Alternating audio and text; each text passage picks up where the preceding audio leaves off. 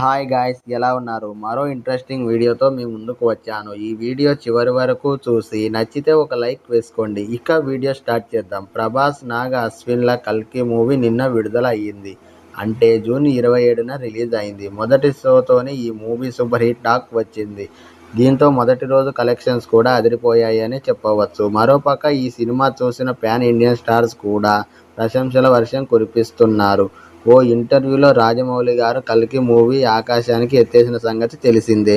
తాజాగా KGF hero Yash కూడా కల్కి 2898 ఏడీ మూవీ అద్భుతంగా ఉంది అంటూ యశ్ తన ట్విట్టర్ ద్వారా స్పందించారు. కల్కి 2898 ఏడీ టీమ్ ఇండియన్ సినిమాకు మరింత వైభవాన్ని తీసుకువచ్చింది. ఈ సినిమా టీం ఎంత ప్రశంసించినా తక్కువే. విజువల్స్ అన్నీ ఇంకా నా మైండ్లో నుండి పోవడం లేదు. ఈ రేంజ్ స్టోరీ టెల్లింగ్ను నేను ఇప్పటి వరకు చూడలేదు.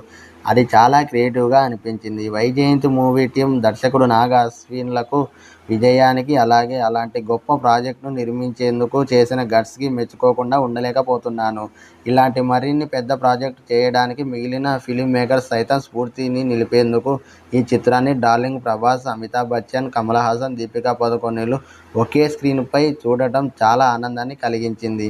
కల్కి ప్రాజెక్ట్ కోసం పనిచేసిన ప్రతి ఒక్కరికి నా ప్రత్యేక అభినందనలు తెలుపుకుంటున్నాను అంటూ యశ్ తన ట్విట్టర్ ద్వారా తెలిపాడు. ఓకే, ఇది వీడియో. మీలో ఎంతమంది కల్కి మూవీని చూశారో కామెంట్ చేయండి. అలాగే మన ఛానల్ని కొత్తగా చూస్తున్నట్లయితే సబ్స్క్రైబ్ చేసుకోండి.